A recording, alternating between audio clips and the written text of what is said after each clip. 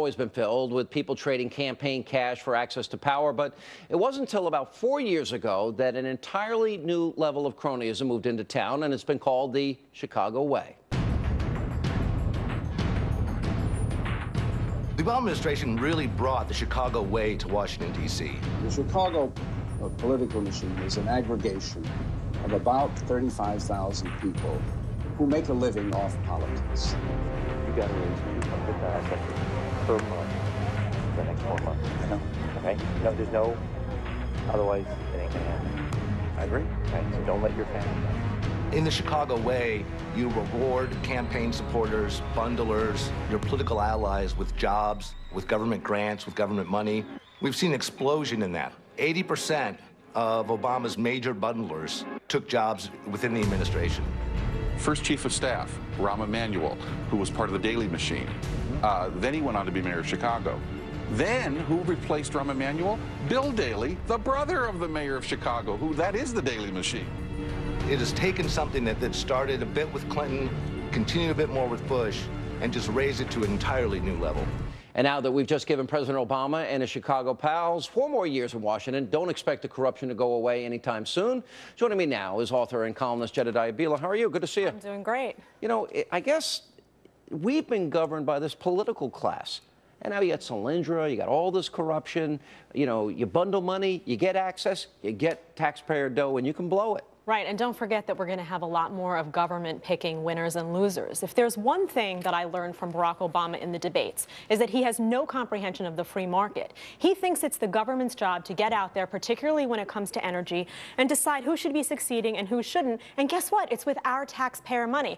Our taxpayer money is funding these things that in the free market ordinarily without that money would be failing. And guess what? These big Obama donors, well, they're getting their payoffs. Even if these businesses fail, they're getting their bonuses, they're getting their payoffs, and the American people are the ones who are suffering. You know, but it's funny to me because even if you go to the auto bailout, I mean, what was Obama doing? Think about this. Was he not thinking about re-election, or does he really believe that picking winners and losers? Now think of, look, every small business that went bankrupt in the last 4 years, every person whose house is underwater or they lost their house, they didn't get a bailout. Right. But one industry does. Isn't that what you mean by winners and losers? Yeah, and this was all about the campaign. Let's face it. He wanted to paint himself as an ally of the middle class, as an ally of the people who were Main Street as opposed to Wall Street, when in reality, these big donors, you look at George Kaiser when you deal with Solyndra, this is a guy who's a billionaire and an Obama donor who made out okay, despite the fact that that business went down and all of that taxpayer money went down the drain. So he's not allying himself with regular Americans who are struggling as a result of his economic policies. He's allying himself with big donors who funnel their money right back into his campaign repeatedly. What about this idea? The media wants access. Soon as they start asking tough questions, what happens? They're denied access. So they don't ask the tough questions. They don't do the follow-up work. Well, they also don't ask the tough questions because then they'll have to hold the president accountable. And we've seen this on numerous domestic policy issues, national security issues. We see this with Benghazi now that's going on.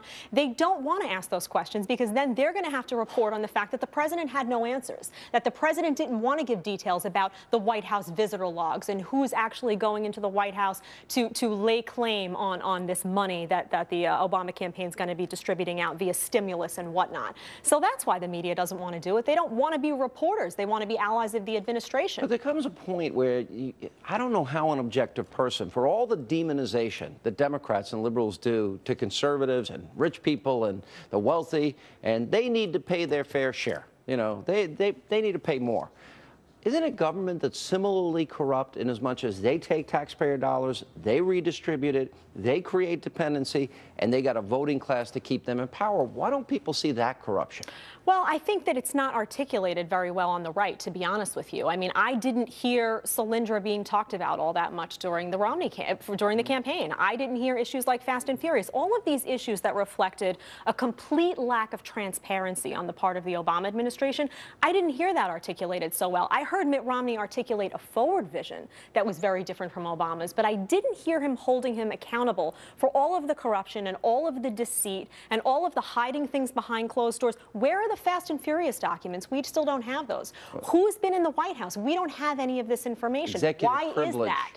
Well, I think that's a good point. Now the latest with Benghazi. I mean, you know, the same thing is happening there. It seems that a level of arrogance has kicked in, and frankly, why shouldn't it have? Yeah. Because they are not held accountable. So what happens? It's going to get worse. I think the Obama administration really feels that they're above the law, that they don't have to be held to these standards because no one has complained thus far. You have a media that doesn't hold them accountable repeatedly. You had a Romney camp that didn't hold them accountable in full. So they feel like, why?